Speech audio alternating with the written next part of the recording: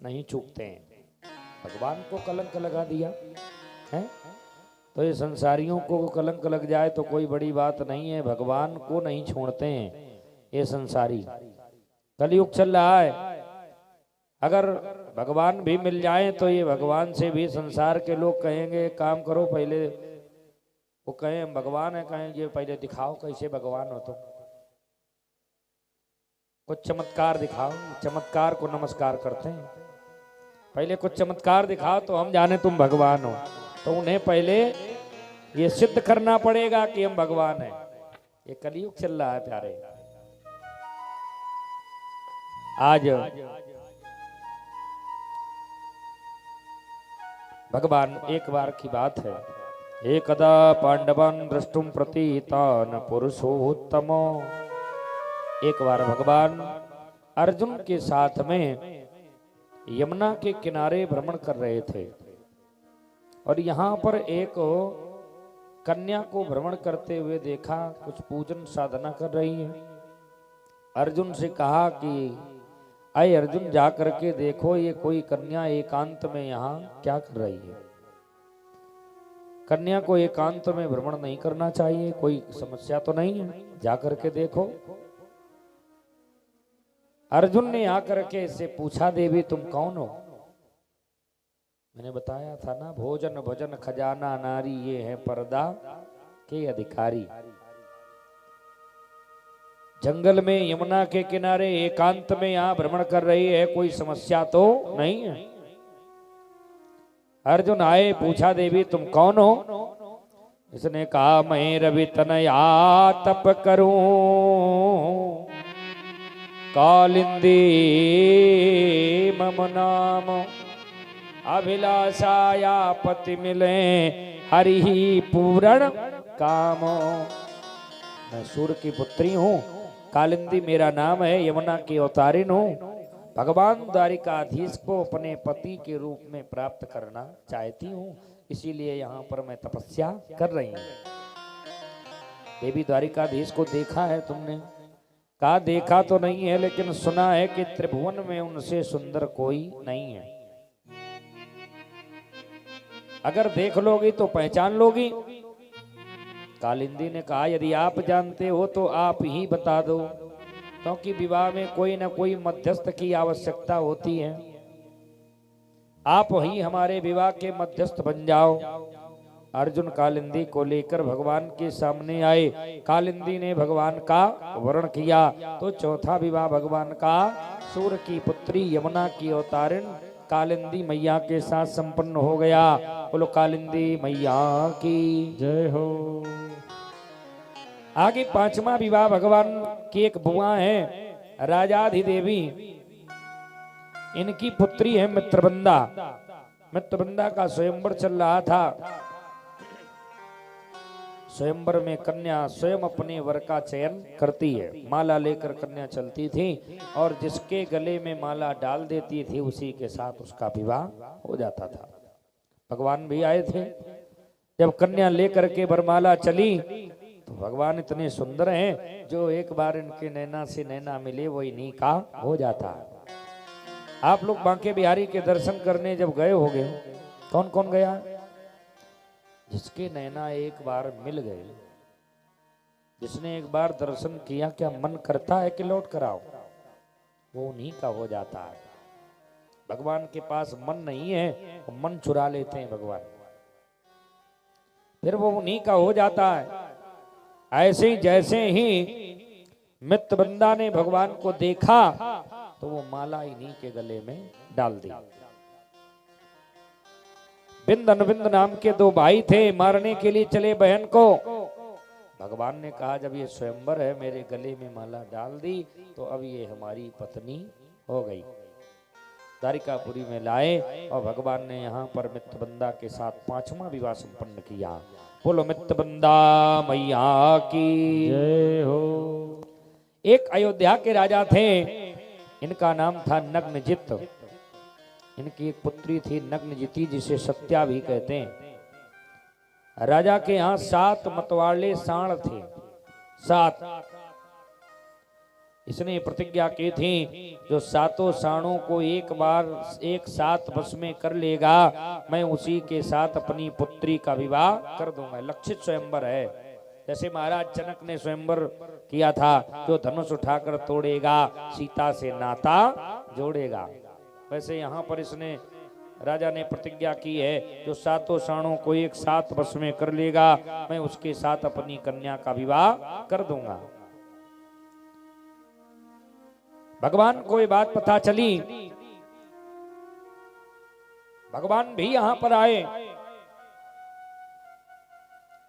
साण इतने मतवाले हैं, जो भी देख लेता है वो भाग खड़ा होता, क्योंकि ये प्राण ले लेते हैं।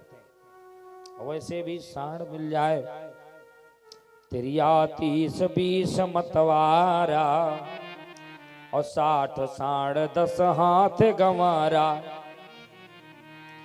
अनजान स्त्री से 30 हाथ की दूरी बना के रखो, 30 हाथ ना हो तो 3 हाथ से कम भी नहीं होनी चाहिए।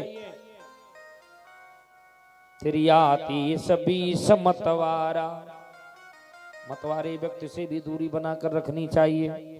60 साढ़ 10 हाथ गंवारा, साढ़ दिखाई पड़े तो पहले से ही 60 हाथ की दूरी बनाओ, पता नहीं कब दौड़ पड़े। ना 60 हाथ हो तो 7 हाथ से कम कभी ना रखो, पता नहीं कब दौड़ पड़े। और फिर ये मारने वाले साण 7 साण थे बड़े दुर्धर, जिसको देख लेते थे उसके प्राण ही ले लेते थे। इसीलिए तो राजा ने प्रतिज्ञा की है जो एक साथ सातों साणों को नथ लेगा बस में कर लेगा उसी के साथ मैं अपनी पुत्री का विवाह कर दूंगा। बड़े बड़े राजा आते हैं, जाने कितने प्राण देकर चले गए, जाने कितने देख के भाग गए।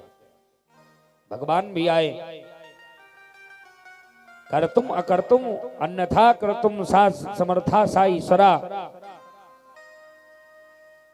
जो कोई न कर पाए वो भगवान करते हैं ना। भगवान आए और जैसे ही भगवान यहाँ पर आए तो प्यारे भगवान कृष्ण तो गोपाल हैं, जैसे ही साणों ने देखा तो पूंछ हिलाते हुए चारों तरफ आके खड़े हो गए, भगवान को चाटने लगे जीभ से। देखते देखते भगवान ने आज सभी साणों को नथ लिया, बस में कर लिया। राजा प्रसन्न हो गया और इसने अपनी पुत्री नग्नजिती सत्या का विवाह भगवान के साथ में कर दिया। इस तरह से 6वां विवाह संपन्न हुआ। बोलो सत्या मैया की जय हो। सतकीर्ते सुताम भद्रा मुपये में पितस्सु। शुकाचार्य कहते हे राजन, आगे भगवान ने अपनी सुतकीर्ति नाम की बुआ की पुत्री भद्रा के साथ में विवाह किया। 7वां राजा परीक्षित ने कहा गुरुदेव फिर से भगवान ने अपनी बुआ की बेटी के साथ विवाह किया, रिश्ते में बहन है। राजा परीक्षित कहते हैं, सुखदेव जी महाराज कहते हैं राजन, इसके भाइयों ने स्वेच्छा से अपनी बहन को भगवान को समर्पित कर दिया। वो जानते थे कि परमात्मा है और प्रत्येक भाई चाहता है कि हमारी जो बहन है इसका विवाह किसी ऐश्वर्यवान के साथ हो, खूब धनवान हो, रूपवान हो, गुणवान हो। स्वेच्छा से इन्होंने अपनी बहन को समर्पित कर दिया। इस तरह से 7वां विवाह संपन्न हुआ। बोलो भद्रा मैया की जय हो। आगे एक भद्र देश के राजा थे, इनकी पुत्री थी लक्ष्मणा। लक्ष्मणा का स्वयंवर चल रहा था। पहले स्वयंवर बहुत होते थे। स्वयंवर में भगवान भी आए। कन्या के रूप सौंदर्य को देख करके भगवान ने इस कन्या का यहाँ से हरण किया और द्वारिकापुरी में आकर के विधान से विवाह संपन्न किया। इस तरह से 8वां विवाह संपन्न हुआ। बोलो लक्ष्मणा मैया की जय हो। यथा तु भगवता भौमोएन तथा स्त्रिया। परीक्षित कह रहे हे ब्रह्मन, हजारों स्त्रियों को रोके रखने वाले भौमासुर के वध का वृत्तांत मुझे सुनाइए। सुखदेव जी कह रहे राजन इंद्रेण हत क्षत्रण हत कुंडल बंधुना। हे राजन, सत्यभामा के भवन में आकर इंद्र ने भगवान से विनय किया, निवेदन किया कि भौमासुर नाम का दैत्य है, बड़ा अत्याचारी है, जिसे नरकासुर भी कहते हैं। इसने वरुण के छत्र को छीन लिया है और मेरी माता के कुंडल भी छीन लिए हैं। अमरावती नामक स्थान मेरा मणि पर्वत छीन लिया है। यह सुन करके भगवान से जब इन्होंने निवेदन किया, इंद्र ने बार बार सत्यभामा को लेकर के मेरे ठाकुर गरुड़ पर आरूढ़ होकर के प्राग ज्योतिष नगर में पहुंच गए। 5 सिरों से समन्वित मुर दैत्य आया तो भगवान ने इस मुर दैत्य का वध किया। 5 सिर वाला है, रक्षा कर रहा था नगर की। मुर दैत्य का भगवान ने वध किया। सामने भौमासुर आया, भगवान ने भौमासुर को मारा। इसका पुत्र आया तो पृथ्वी ने आकर के भगवान से निवेदन किया, हे प्रभु आप इसे मत मारो। पृथ्वी के द्वारा इसकी रक्षा की गई। भगवान ने भौमासुर के उस जेल को खुलवाया, कारागार को खुलवाया, जहां पर इसने तत्र राजकन्यायाम खड सहस्त्राधिका युतम 16,100 कन्याओं को इसने अपने कारागार में बंद कर रखा है। भगवान ने इन 16,100 कन्याओं को एक एक करके हाथ पकड़ पकड़ करके बाहर किया और कहा, देवियों अपने अपने घर को चली जाओ। ये 16,100 कन्याएं आज भगवान से रोने लगी, निवेदन करने लगी हैं, दीनबंधु दीनानाथ, यद्यप हमारा कोई दोष नहीं है, लेकिन अब संसार में मुझे कोई स्वीकार नहीं करेगा। यहाँ तक हमारे सगे संबंधी भाई बंधु भी अब मुझे स्वीकार नहीं करेंगे। क्यों? क्योंकि मैं जेल में रही हूं।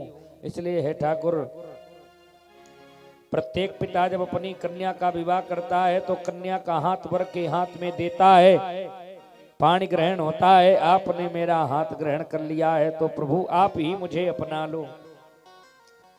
आज इन कन्याओं ने भगवान से निवेदन किया है, हो मुझे चरणों से लगा ले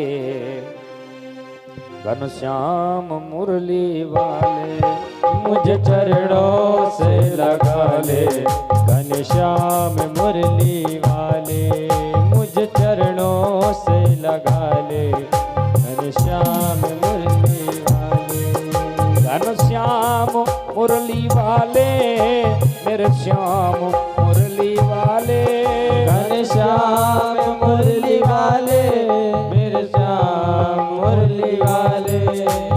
जो भगवान के चरणों से लगना चाहते हैं बड़े भाव से झूम करके तालियों की सेवा करते हुए झूमते हुए गाइए,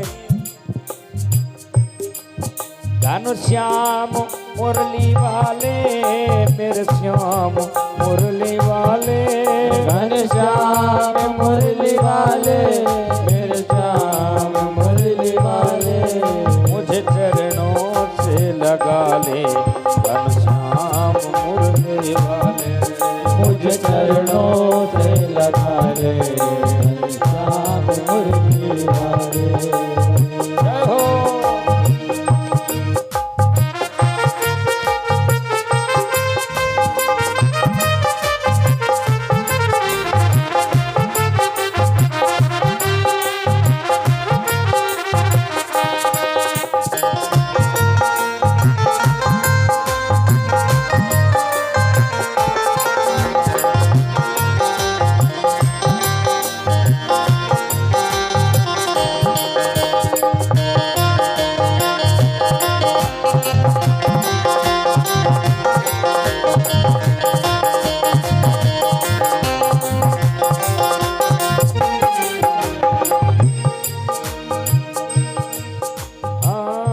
भक्तों की तुमने कान्हा विपदा है तारी, ओ भक्तों की तुमने कान्हा विपदा है टाली, भक्तों की तुमने कान्हा विपदा है तारी, ओ भक्तों की तुमने कान्हा विपदा है टाली, मेरी भी बाह थामो आके मुरारी, ओ मेरी भी बाह थामो आके मुरारी, मेरी भी बाह थामो आके मुरारी। मेरी बाता को आके मुरारी। बिगड़े बनाए तुमने, बिगड़े बनाए तुमने, हर काम मुरली वाले। हाँ बिगड़े बनाए तुमने, हर काम मुरली वाले। मुझे चरणों से लगा ले घनश्याम मुरली वाले। मुझे चरणों से लगा ले घनश्याम मुरली वाले। मेरी श्वास श्वास में तेरा, मेरी श्वास श्वास में तेरा है नाम मुरली वाले। मुझे चरणों में लगा ले घनश्याम मुरली वाले। मुझे चरणों में लगा ले घनश्याम मुरली वाले। जय हो।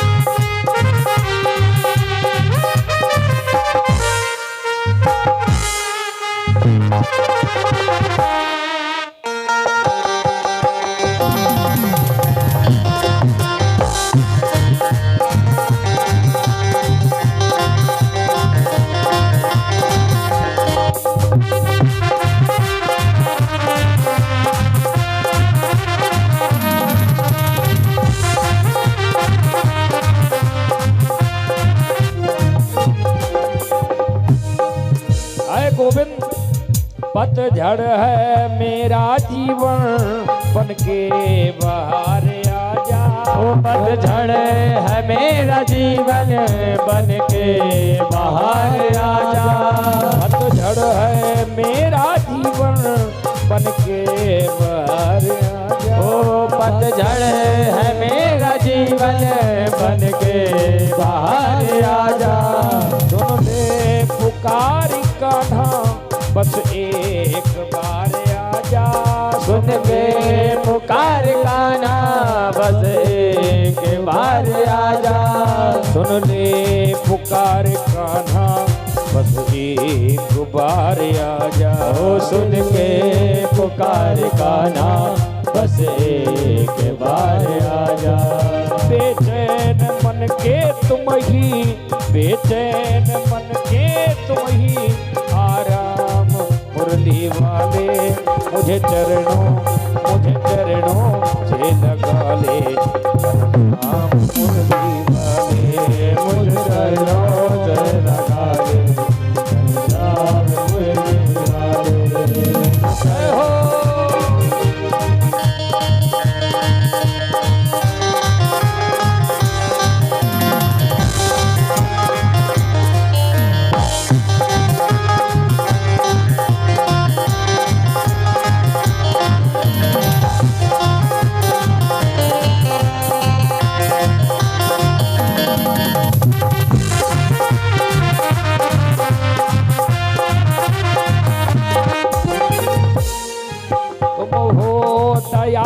सागर जन्मों की मैं हूँ प्यासी। तुम हो दया के सागर, जन्मों की मैं हूँ प्यासी। बड़े भाव से खड़े होकर के भगवान से निवेदन करिए। तुम हो,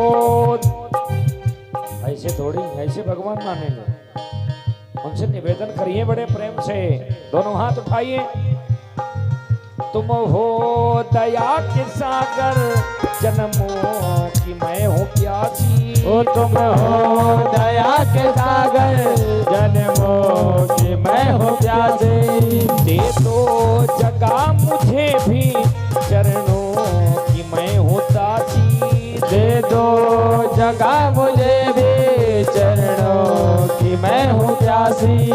दे दो जगह मुझे मुझे भी हो। चरणों की मैं हूँ दासी। दे दो जगह मुझे भी चरणों की है वजह से। और दे दो जगह मुझे भी चरणों की मैं हूँ दासी। दे दो जगह मुझे भी चरणों की मैं हूँ दासी। और मेरी सुबह तुम ही हो, हाँ मेरी सुबह तुम ही हो। हर शाम मुरली वाले मेरी सुबह तुम ही हो।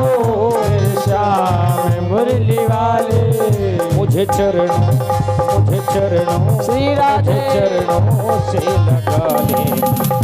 हाँ मुरली वाले मुझे चरणों से लगा ले। हर शाम मुरली वाले मुझे चरणों से लगा ले। घनश्याम मुरली वाले मुझे चरणों से लगा ले।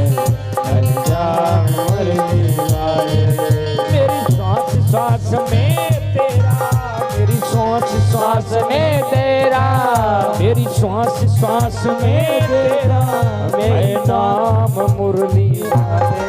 मेरी श्वास श्वास में तेरा है नाम मुरली वाले।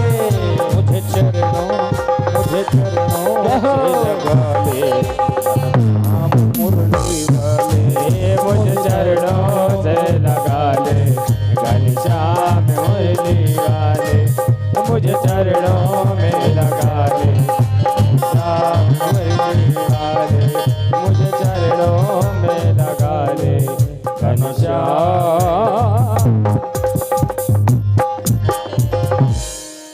मुझे चरणों से लगा ले। घनश्याम मुरली वाले।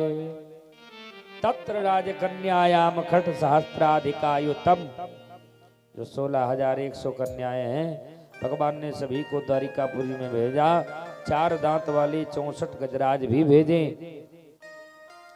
समय आने पर भगवान ने इनके साथ विवाह किए। इस तरह से भगवान के 16,108 विवाह संपन्न हुए। भगवान ने स्वर्ग में जाकर के अदिति के कुंडल प्रदान किए। सत्यभामा की प्रार्थना पर भगवान ने स्वर्ग से कल्प वृक्ष को उखाड़ लिया। कल्प वृक्ष को लेकर जब भगवान चलने लगे, गरुड़ पर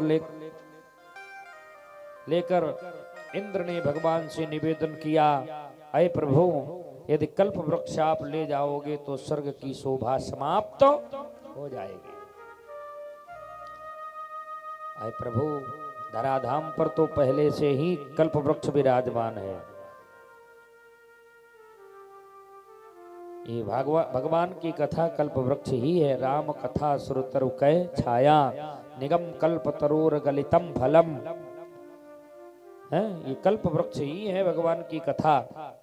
भगवान द्वारिकापुरी में आए और यहाँ पर पृथक पृथक पाणी ग्रहण उन राजकुमारियों के साथ भगवान ने किया।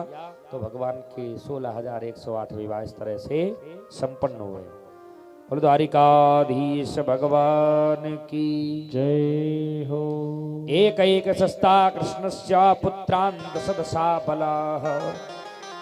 सुखदेव जी कहते हैं, राजन, कृष्ण की प्रत्येक रानी से 10-10 पुत्र हुए। अब मैं पूर्व में कही हुई 8 रानियों में से एक रानी रुक्मिणी के 10 पुत्रों का तुम्हें वर्णन कर रहा हूं। रुक्मिणी से प्रद्युम्न, चारु देश न सुदेश न चारु देश तो चारु, चारु गुप्त भद्र चारु, चारु चंद्र, विचारु और चारु, ये 10 पुत्र हुए हैं। 10-10 पुत्र, बड़ा लंबा भगवान का वंश हो गया। एक एक कन्या भी हुई है। और प्यारे रुक्मी की पुत्री, कथम रुक्मेरे पुत्राये प्रादात हितरम युधि। रुक्मी, जो रुक्मिणी मैया का भाई था, इसी की एक पुत्री थी प्रद्युम्न जी के साथ में, जिसका नाम रुक्मवती था। प्रद्युम्न जी के साथ में इसका विवाह हुआ है। और इन्हीं से एक पुत्र हुआ जिसका नाम हुआ अनिरुद्ध। अनिरुद्ध का विवाह बाणासुर की पुत्री उषा के साथ में हुआ। राजा परीक्षित ने कहा, गुरुदेव बाणस्य तनयामूषामुपै में यदोत्तमः। अनिरुद्ध ने बाणासुर की पुत्री उषा के साथ में कैसे पाणी ग्रहण किया? तो शुकाचार्य बता रहे हैं, बलि के 100 पुत्रों में बाणासुर सबसे ज्येष्ठ पुत्र है। ये भगवान भोलेनाथ का बड़ा ही परम भक्त था, शिव भक्त था। हजारों वाद्य यंत्र बजा करके तांडव स्तोत्र के माध्यम से इसने भगवान भोलेनाथ को प्रसन्न किया। और भगवान भोलेनाथ जब प्रसन्न हो गए तो प्रसन्न होकर के इसे 1000 भुजाएं प्रदान की। कितनी? 1000 भुजाएं। 1000 भुजाएं जब इसे प्रदान कर दी, बाणासुर में बहुत बल आ गया। भगवान भोलेनाथ से कहा, आपने भुजाएं तो हमें 1000 दे दी, अब हमें कोई योद्धा बताओ जिससे हम युद्ध करें। भगवान भोलेनाथ ने कहा, भैया समय आने पर तुम्हें योद्धा भी मिल जाएगा। इसने कहा, महाराज हमारी भुजाओं में बड़ी खुजली हो रही है, यदि कोई और योद्धा नहीं है तो आप ही हमसे युद्ध करो। भगवान भोलेनाथ के सब ऐसे ही भक्त होते हैं, जो मांगते हैं सो दे देते हैं, बाद में स्वयं अपने वरदान देने के बाद स्वयं चक्कर में फंस जाते हैं। एक भक्त था, भगवान भोलेनाथ को प्रसन्न किया। भगवान भोलेनाथ जब प्रसन्न हो गए, इसने कहा कि जिसके खोपड़ी पे मैं वरदान मांगो, कहा जिसके खोपड़ी पे हाथ रख दूं वो जलकर राख हो जाए। भगवान भोलेनाथ ने कहा, ठीक है जाओ, वरदान दे दिया। क्योंकि बाबा के दरबार में है सब लोगों का खाता, और जो भी यहाँ पे आता वो कुछ ना कुछ है पाता। जो मांगोगे सो पाओगे, खाली हाथ ना। भगवान भोलेनाथ से जो भक्त मांगता है देने में कोई विचार नहीं करते। कहा जाओ, जिसके सिर पर हाथ रख दोगे वो जलकर राख हो जाएगा। वरदान जब मिल गया, चारों तरफ देखा, कोई दिखाई पड़ा नहीं। इसने कहा कि वरदान ऐसा ना हो झूठा वरदान दे दिया हो। भोलेनाथ से कहा, क्या गारंटी है कि आपका वरदान सच्चा है? भोलेनाथ ने कहा, भैया जब समय आवे तो परीक्षण कर लेना। इसने कहा, ना पहले देखो, हम इसका परीक्षण तुरंत तत्काल करेंगे। कहाँ करोगे? बोले आप पास में हो और तो कोई दिखाई नहीं पड़ रहा है। लाओ आपके ऊपर रख के हाथ देखें, वरदान सच्चा है कि झूठा है। अब भगवान भोलेनाथ भग रहे हैं, आगे आगे पीछे पीछे भक्त लगा है। ऐसे भोलेनाथ हैं। तो भगवान नारायण को स्त्री का वेश बना करके आना पड़ा। जिस समय इसने दैत्य ने देखा तो सुरा सुंदरी में दैत्य प्रवृत्ति के लोग जल्दी मस्त हो जाते हैं। कहा, देवी तुम्हारा विवाह हुआ? भगवान जो स्त्री के वेश में आए नारायण। इसने कहा कि विवाह हुआ कि नहीं? भगवान ने कहा कि विवाह भी कहाँ हुआ, कोई वर ही नहीं मिला। इसने कहा, हमसे विवाह करो। तो भगवान ने कहा, ये बताओ तुम्हें नाचना आता कि नहीं आता? वर तो खोज रहे हूं, लेकिन हमारा मन है कि ऐसे के साथ विवाह करें, क्योंकि हम नृत्य खूब कर लेती हैं। हमारे समान जो नृत्य कर ले मैं उसी के साथ विवाह करूंगा। नारायण भगवान जो स्त्री के वेश में आए कह रहे हैं। तो इसने कहा कि नाचना तो नहीं आता है, लेकिन आप चाहो तो नाचना आ जाएगा। कहां सीखें?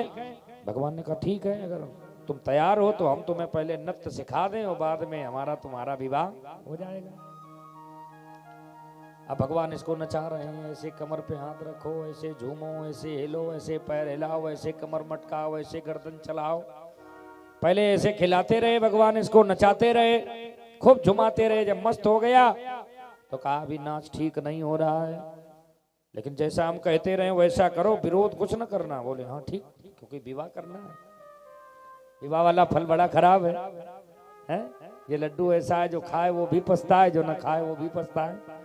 जिसका हो गया वो भी बेचारा रात दिन तरैया गिनना के है, जिसका नहीं हुआ वो सोच रहा हो जाए, और जिसका हो गया कहता कहाँ चक्कर में फंस गए, ना होता तो ज्यादा अच्छा रहता। आज भगवान ने कहा, अभी नृत्य ठीक नहीं हो रहा है, हटाओ, विवाह कैंसिल। इसने कहा, करना क्या है? बोले, खोपड़ी पे हाथ रख के एक कमर पे हाथ रखो, तब नाच अच्छा होगा। अब ये भूल गया कि खोपड़ी पे हाथ रखने से भस्म हो जाऊंगा। खोपड़ी पे जैसे हाथ रखा और एक कमर पे हाथ रख के खोपड़ी पे रखा, तुरंत ये भस्म हो गया। नाम पड़ गया भस्मासुर। नाम भस्मासुर पड़ा है। पहले नाम क्या था जानते हो आप लोग? भस्मासुर तो सब जानते हैं।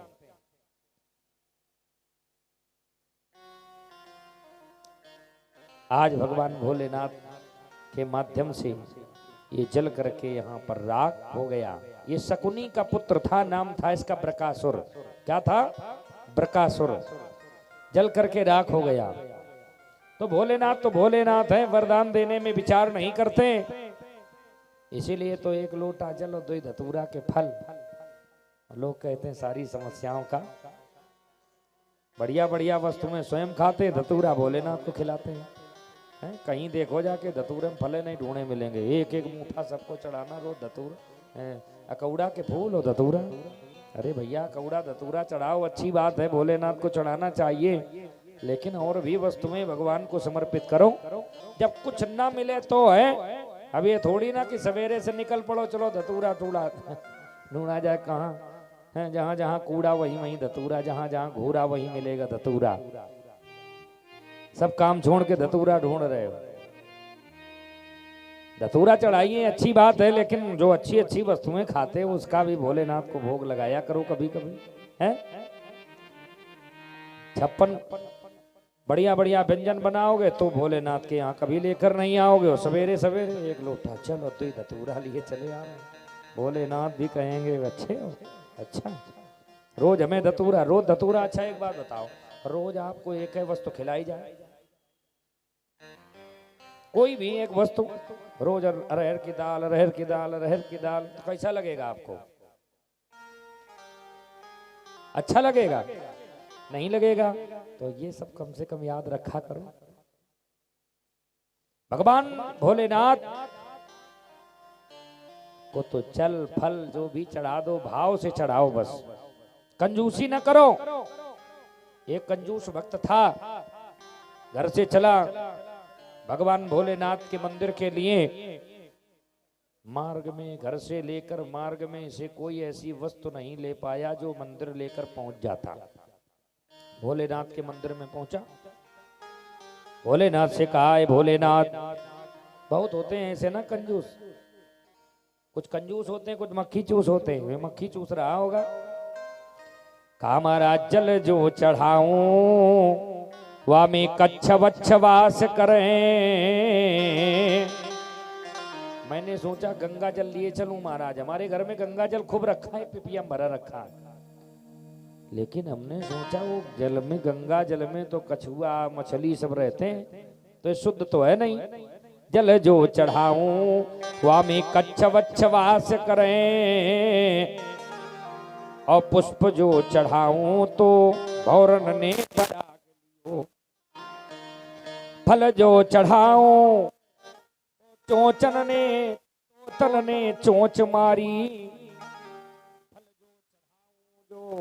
पंचन ने चोंच मारी, और दूध जो चढ़ाऊं तो बछड़ा को जुठारू है। हमारे घर में फूल खूब लगे हैं, दरवाजे बढ़िया, बगीचा पूरा है, फूल अच्छे अच्छे लगे हैं उसमें, लेकिन पुष्प जो चढ़ाऊं तो भौरन ने पराग लियो। तो वो शुद्ध है नहीं, फूल भी शुद्ध नहीं है।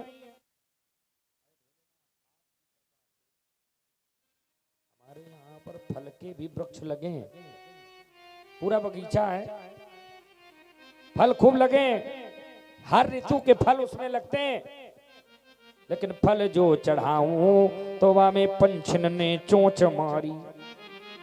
फल भी शुद्ध नहीं है। दूध जो चढ़ाऊं तो बछड़ा ने जुठारू है। आपकी कृपा से भोलेनाथ हमारे यहाँ दूध की कोई कमी नहीं, खूब दूध होता है, लेकिन मैं देखता हूं कि बछड़ा पहले जूठा कर देता। जूठी वस्तु आपको चढ़ाऊं? दूध जो चढ़ाऊं तो बछड़ा ने जुठारू है। आए भोलेनाथ, संसार में कोई ऐसी वस्तु है ही नहीं जो शुद्ध हो। एक वस्तु ऐसी हमें समझ में आई जो वास्तव में बड़ी शुद्ध है। क्या? ताते है भोलेनाथ तुम्हें कोरी नमस्कार। इसमें शुद्धता नहीं है, ये बिल्कुल शुद्ध है। अब तो हवा तक शुद्ध नहीं है। ये प्रणाम जो मैं आपको कर रहा हूं ये बड़ा शुद्ध है, तो इतने शुद्ध भी न बनो। हैं भगवान ने सब कुछ दिया है, सब चढ़ाइए। हैं ये विचार करो, दिया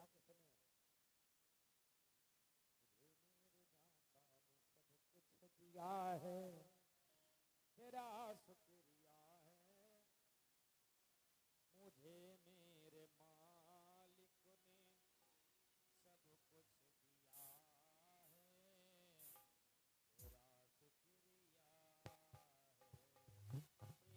कुछ दिया है, मुझे मेरे मालिक ने वो सब कुछ दिया है, तेरा शुक्रिया है, तेरा शुक्रिया है। आइए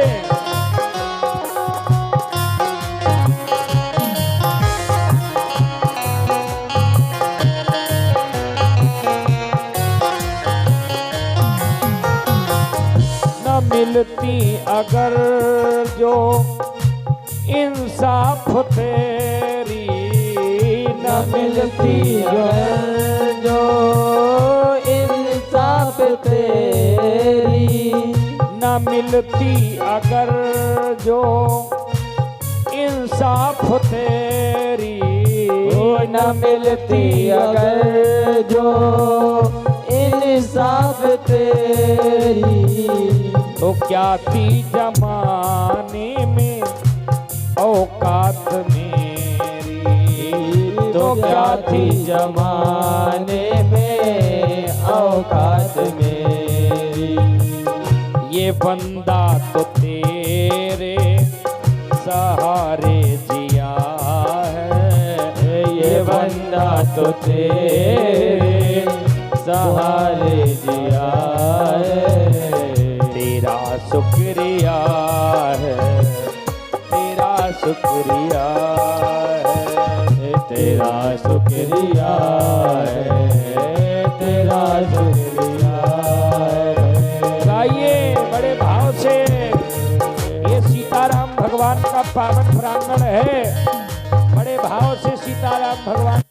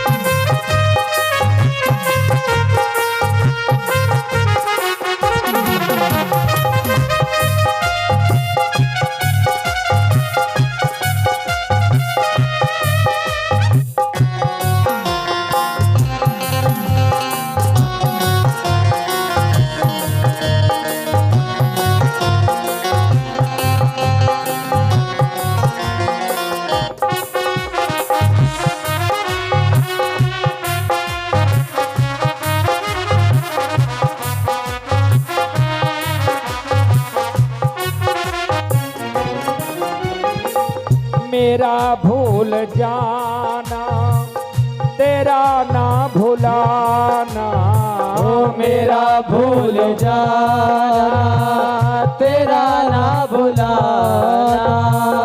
मेरा भूल जाना तेरा ना भुलाना, मेरा भूल जाना तेरा ना भुलाना, तेरी रहमतों का कहाँ है ठिकाना, ओ तेरी रहमतों का कहाँ है ठिकाना, तेरी इस मोहब्बत ने, तेरी इस मोहब्बत ने पागल किया है, तेरी इस मोहब्बत ने ओ पागल किया है, तेरा शुक्रिया है, तेरा शुक्रिया है, तेरा शुक्रिया है, तेरा शुक्रिया। और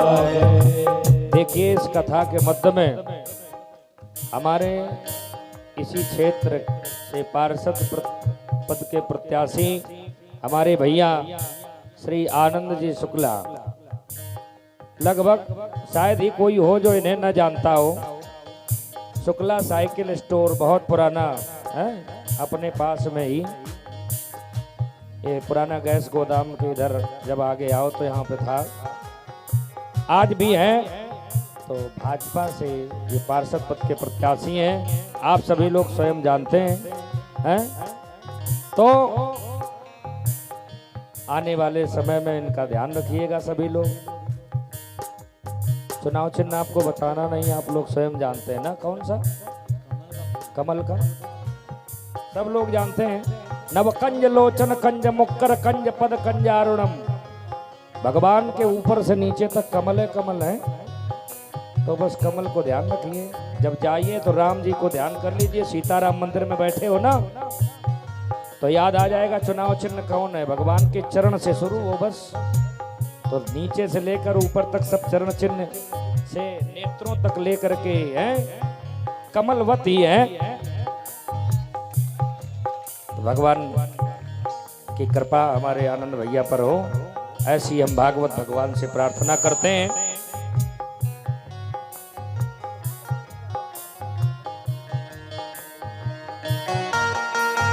चलो हम ही आपके तरफ से कह दे रहे हो, सत्य है, ये धार्मिक मंच है, तो मैं ही आप लोगों से ये कह दे रहा हूँ कि अपने बीच के हैं, अपने हैं, सभी लोग ध्यान रखिएगा और हमारे आनंद भैया को भारी बहुमत से विजय दिलाने का आप लोग काम करेंगे। बोल सीताराम भगवान की जय। जय श्री राम, जय जय श्री राम। मुझे मेरे मालिक। और देखिए साथ में हमारे राहुल भैया, बड़े भैया, सभी लोग अपने सब सुपरिचित हैं, सभी लोग साथ में आए हुए हैं, अच्छे लोग सब साथ में लगे, सब अपने लोग हैं, इसलिए सबको बताने की आवश्यकता नहीं है, सब लोग साथ में जुट जाइए बस। हैं, जय हो विजय हो। मुझे मेरे मालिक ने सब कुछ दिया है, मुझे मेरे मालिक ने सब कुछ दिया है, तेरा शुक्रिया है, तेरा शुक्रिया है, तेरा शुक्रिया है, तेरा शुक्रिया है। जय हो।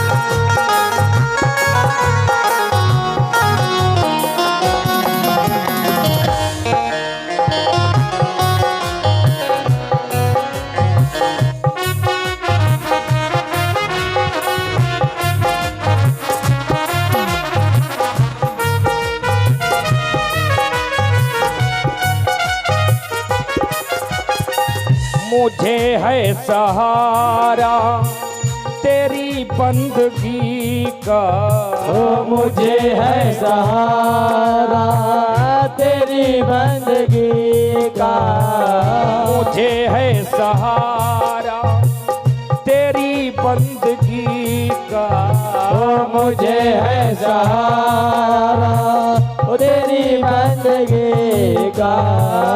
मिला है जो मुझे को तुम्ही से मिला है, मिला जो है मुझे को तुम्ही से मिला है।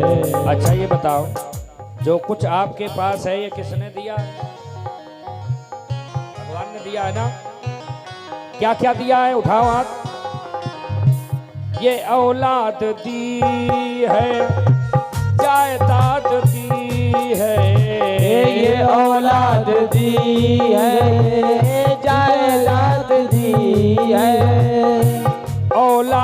दी है, ये जायदाद दी है, ये औलाद दी है, ये जायदाद दी है। मुसीबत में हर वक्त इंसाफ दी है, ओ मुसीबत में हर वक्त इंसाफ दी है। तेरा ही दिया मैंने खाया पिया है, ओ तेरा ही दिया मैंने खाया पिया है। तेरा शुक्रिया है, तेरा शुक्रिया है, ओ तेरा शुक्रिया है, तेरा शुक्रिया है। तेरा शुक्रिया है, तेरा शुक्रिया है, तेरा शुक्रिया है, तेरा शुक्रिया। तेरा शुक्रिया ने मुझे मेरे मालिक ने सब कुछ दिया है, मुझे मेरे मालिक ने सब कुछ दिया है। तेरा शुक्रिया है, तेरा शुक्रिया है, तेरा शुक्रिया है, तेरा शुक्रिया है, तेरा शुक्रिया। बोलो भक्त वत्सल भगवान की जय हो। तो कभी कभी भगवान से ये भी कहा करो, "ए ठाकुर जो भी है सब आपका है, कोई पूजन भजन न कर पाओ, जब सोने के लिए बिस्तर में जाओ तो कम से कम इतना तो कह सकते हो, कोई छोटा काम कर देता है तो क्या करते हो, थैंक यू भैया। भगवान तो सब करते हैं, औलाद दी है, जायदाद दी है, सब कुछ परमात्मा ने दिया है। कहते तो हो आप लोग, तेरा तुझको अर्पण क्या लागे, लेकिन जब देने का नाम आ जाता है, नंबर आ जाता है तो विचार करते हो, हैं 5,000 दे कि 500 में काम चलाए। प्यारे, उन परमात्मा ने ही हमें सब कुछ दिया है, इसलिए जब बिस्तर में जाओ कुछ न कर पाओ, इतना जरूर कहो, है प्रभु सब आपका दिया हुआ है, आपका ही दिया मैंने खाया पिया है, अय ठाकुर आपकी बड़ी कृपा है। इतना तो कह सकते हो ना, है प्रभु आपको बहुत बहुत धन्यवाद है। भगवान भी कहेंगे चलो ये कम से कम ये मानता तो है कि मैंने किया है, और आप इतना भी नहीं कह पाते हो, कोई भजन पूजन तो छोड़ो, इतना भी कहना आपके लिए मुश्किल है, 2 मिनट भी निकालना। अरे भैया सोने जा रहे हो उसी बिस्तर में, इतना तो कह ही सकते हो ना, केवल इतना कह दो भगवान प्रसन्न हो जाएंगे। न जाने कौन से गुण पर दयानिधि रीझ जाते, पता नहीं कौन से आपके गुण पर भगवान रीझ जाएं। तो यहाँ पर भोलेनाथ ने बाणासुर को वरदान दे दिया, 1000 भुजाओं का ऐसे बल का अभिमान है। बोला महाराज कोई योद्धा बताओ, और ना योद्धा हो तो आप युद्ध करो। भोलेनाथ ने कहा भैया भक्त भगवान का युद्ध हो, गुरु शिष्य का युद्ध हो, ये बात ठीक नहीं है, ये बात ठीक नहीं है। तो इसने कहा महाराज फिर कहा मैं तुम्हें पताका दे रहा हूं, ये पताका ले जाओ भवन के मुख्य द्वार पर आप लगा देना, और जैसे पताका झुक जाए तो समझ लेना भुजाओं की खुजली मिटने वाली है। इसने कहा अरे भोलेनाथ हमारे सोनितपुर की रक्षा करते रहना। भगवान भोलेनाथ ने कहा जाओ ये मैं करता रहूंगा, कोई समस्या आएगी तो मैं तुम्हारे सोनितपुर की रक्षा करूंगा। बाणासुर वो पताका लेकर आया, अपने भवन के मुख्य द्वार पर लगा दिया सोनितपुर में। बाणासुर की एक पुत्री है उषा। एक बार इसने स्वप्न में अनिरुद्ध जी को देखा, ब्रह्म मुहूर्त का सपना है, विचलित हो गई। प्रातः काल हुआ, इसने अपनी सखी को बताया। कोई भी कन्या कोई बात होती है तो अपनी सखी सहेलियों से ही बताती है। इसने अपनी सखी चित्रलेखा से बताया। चित्रलेखा सुंदर सुंदर चित्रकारी कर लेती है और मायावी विद्याओं को जानती है। लख्यो सपन में श्रेष्ठ नरो सुंदरो रूपो निधानो तरुणो पद्म ग्रह बाहु दृढ़ो अधरन पे मुस्कानो। मैंने आज सपने में सखी एक देखा है, कैसा है बताओ, कुछ हमें नाक नक्शा बताओ। जैसे आजकल स्क्रैच बनाने वाले लोग नहीं होते, नाक कैसी थी, कान कैसे थे, दांत कैसे थे, मुंह कैसा था, बाल कैसे थे कि नहीं थे, चित्र बनाना इसने शुरू कर दिया। तो बता रही लख्यो सपन में श्रेष्ठ नरो सुंदर रूपो निधान। मैंने जिसे देखा है वो रूप का खजाना है, बड़ा सुंदर है, तरुण जवान है, बुढ़ा नहीं है, तरुण पद्म ग्रह कमलवत उसका मुखमंडल है। उपमा जब दी जाती है तो काय से दी जाती, कमल से। तरुण पद्म ग्रह बाहु दृढ़ो, लंबी लंबी भुजाएं हैं। तरुण पद्म ग्रह बाहु दृढ़ो अधरन पे मुस्कान, सुंदर उसके मुखमंडल पे मुस्कान है। क्या करना है, बोले इसी को लाना है। चित्रलेखा ने चित्र बनाने शुरू किए, बोले ऐसे क्या पता कौन है चित्र बनाए। कहा इंद्रादिक देवता बड़े सुंदर हैं, इंद्रादिक देवताओं के चित्र बनाए। कहा ये भी नहीं है। चित्रलेखा ने सोचा भगवान द्वारिकाधीश का जो वंश है वो बड़ा सुंदर है, भगवान द्वारिकाधीश का चित्र बनाया, मिल रहा है। प्रद्युम्न जी का चित्र बनाया और अधिक मिला, क्योंकि पिताजी हैं, बाबा से मिला कुछ और कुछ पिता से मिला। पुत्र का पिता से कुछ ना कुछ मिलना चाहिए ना मिले तो अरे हो जाता, कभी दूसरे भी बच्चे पढ़ जाते हैं, उसमें कोई है। जैसे ही आज अनिरुद्ध जी का चित्र बनाया, और जैसे ही अनिरुद्ध जी का चित्र बनाया, अरे वाह वाह कैसी कला।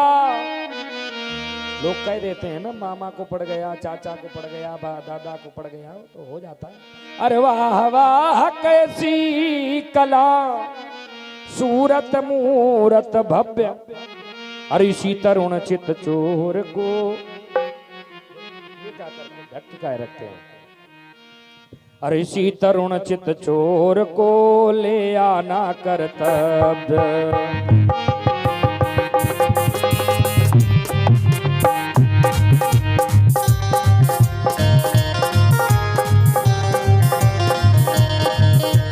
वाह वाह कैसी कला, वाह वाह सूरत मूरत भव्य, इसी तरुण चित चोर को ले आना कर्तव्य।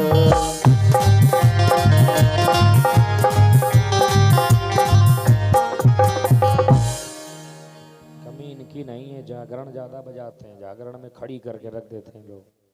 जो आएगा गाने वाला खुद कहेगा अब शुरू हो।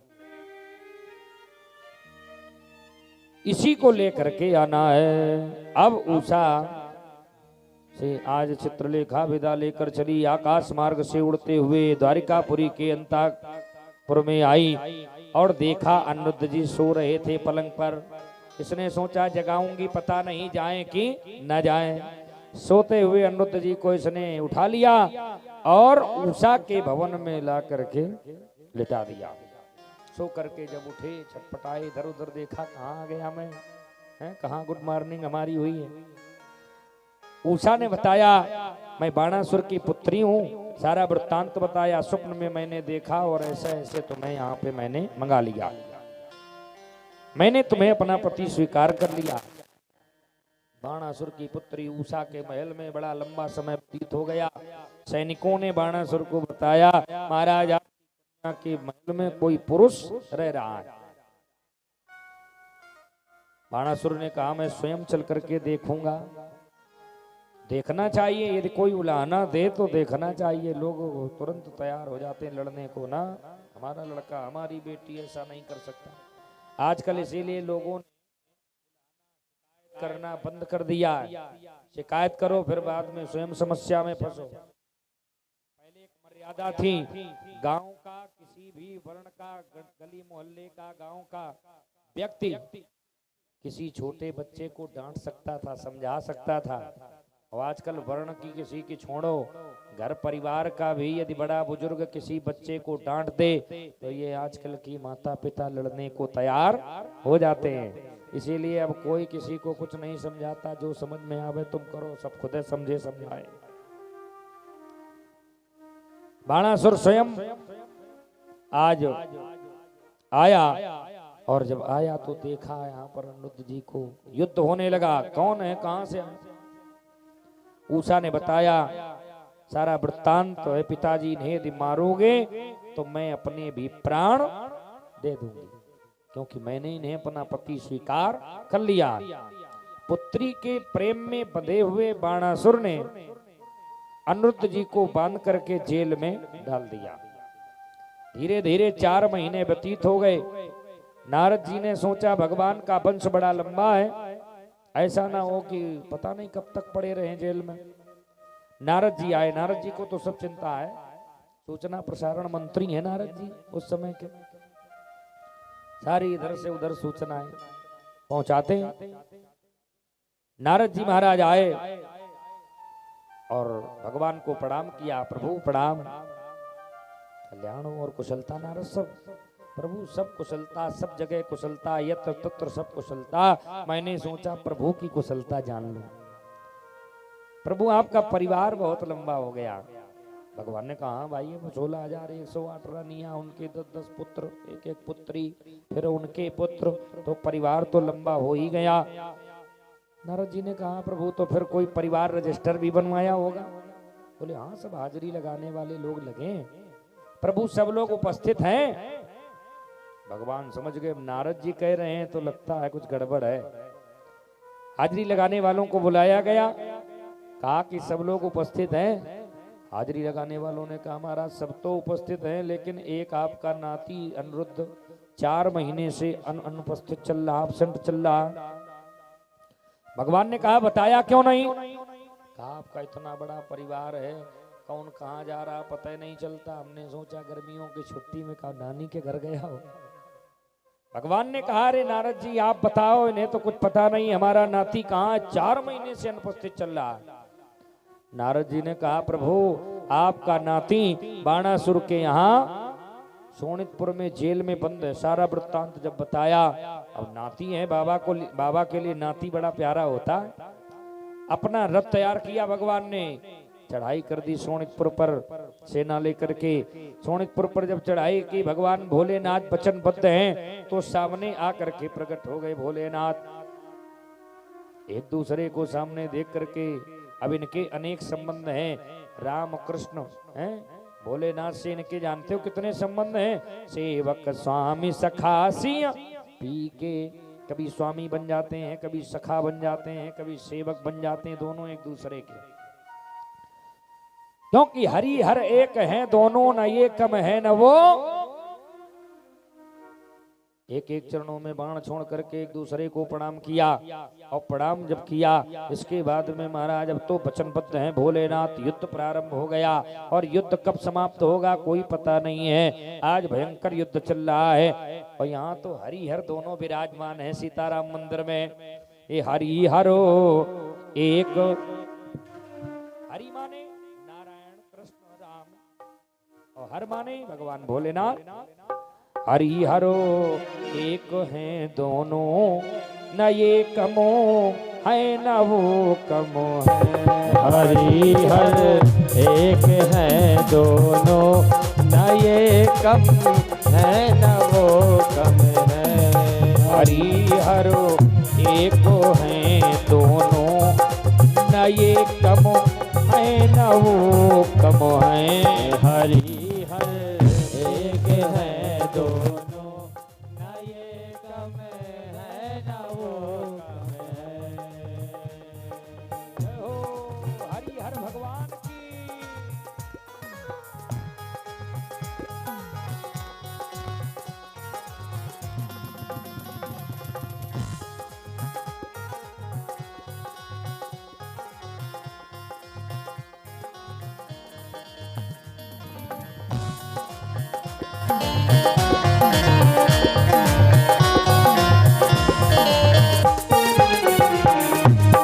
बड़ा प्यारा गीत है। हरि हर दोनों एक साथ प्रसन्न होते हैं, माताएं खूब गाया करती हैं। प्रेम से झूमते हुए भाव से खड़े होकर के गाइएगा, नृत्य करते हुए, तभी आनंद आएगा। क्यों? अब सोच रही हैं कौन पहले खड़ा हो, ये भी तो समस्या है। ये रहे थे क्षीरो सागर में। अब देखो पहले कौन खड़ा होता है, बिंदी गले में घंटी बांध है कौन? ये रहे थे क्षीरो सागर में। मीटिंग कर लो पहले आप लोग, पहले कौन खड़ा होगा? ये रहे थे क्षीरो सागर में, वो रहे थे हिमालय में। ये रहते क्षीर सागर में, वो रहते हैं हिमालय में। ये रहे थे क्षीर सागर में, वो रहते हैं हिमालय में। ये रहते क्षीर सागर में, वो रहते हैं हिमालय में। ससुर घर हो, ससुर घर हो, ससुर घर वास करने में न ये कम है न वो कम है। ससुर घर वास करने में न ये कम है न वो कम है। हरि हरो एक है दोनों, न ये कम है न वो कम है। हरि हर एक है दोनों, न वो कम है न वो कम है। जय हो।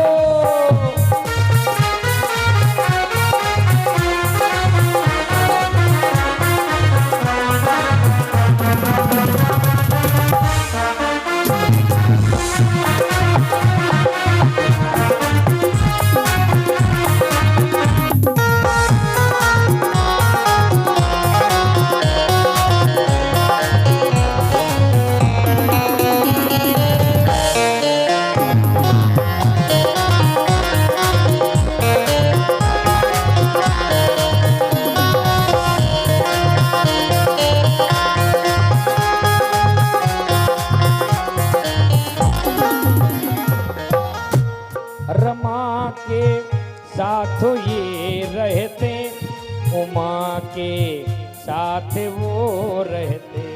रमा के साथ ये रहते, उमा के साथ वो रहते।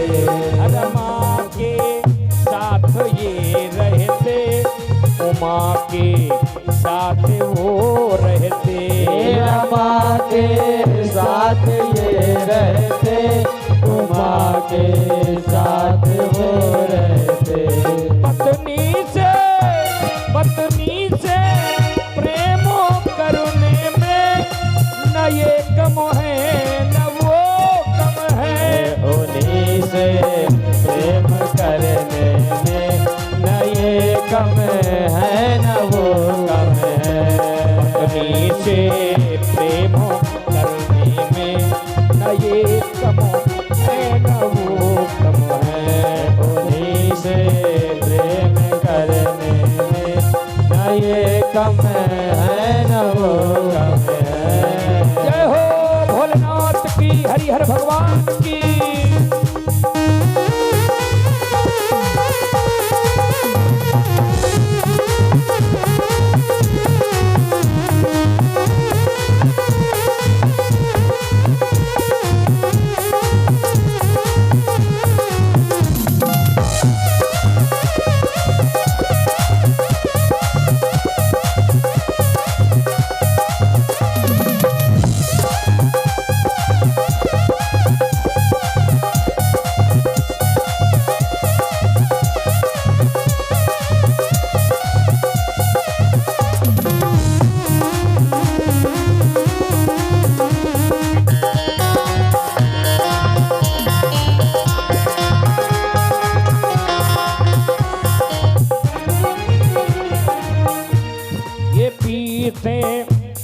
प्रेम रस प्याला वो पीते भंग का प्याला।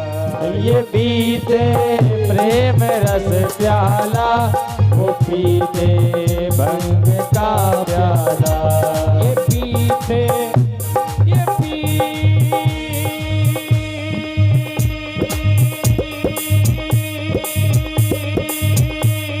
जय हो।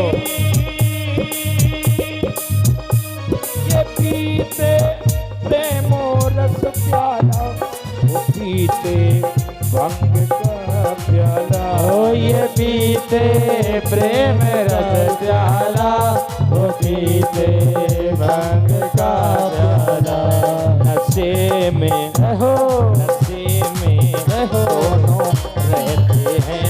नशे में दूर रहने में न ये कम है न वो कम है। नशे में दोनों रहते हैं ना ये कम है ना वो कम है।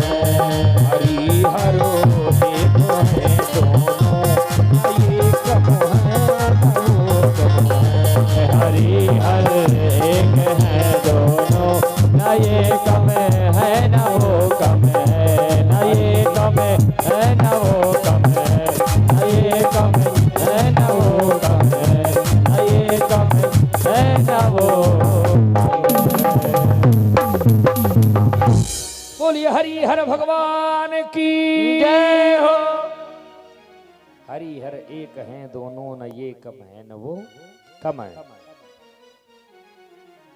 ये पीते प्रेम रस प्याला वो पीते भंग का।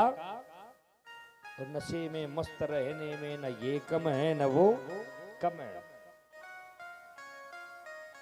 और दोनों ये भी संदेश दे रहे हैं रमा के साथ ये रहते उमा के साथ वो रहते कि जो श्रीमती तुम्हें मिल गई सनातन वैदिक धर्मों हैं वैदिक हिंदू सनातन पद्धति के माध्यम से 7 फेरे जिनके साथ लेकर आए हो बस उन्हीं से प्रेम करो। ये भोलेनाथ तो भगवान हरि आपको ये संदेश दे रहे हैं।